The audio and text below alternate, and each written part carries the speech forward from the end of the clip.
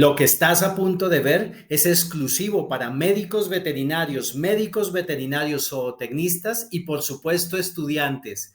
Vamos a tener un workshop virtual sobre cómo elegir el antibiótico ideal en pequeños animales, en perros y gatos. Si aún te cuesta elegir entre un bacteriostático y un bactericida, si de pronto tienes problemas para comprender los grupos de antibióticos, pero sobre todo saber cuándo y cómo elegirlos en perros y gatos, este evento es para ti.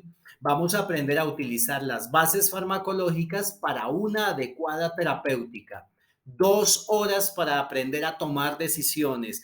Por supuesto, quienes prescribimos somos los profesionales ya titulados, pero bienvenidos estudiantes, van a fortalecer enormemente todas sus bases.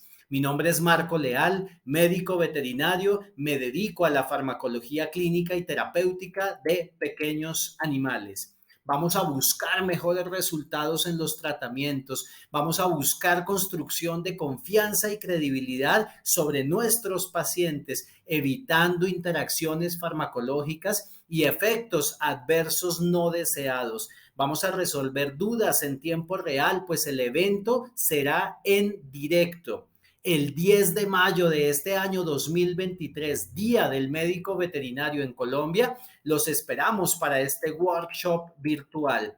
Vamos a manejar un precio de $15 por persona y les vamos a dejar el link acá abajo para que puedan inscribirse.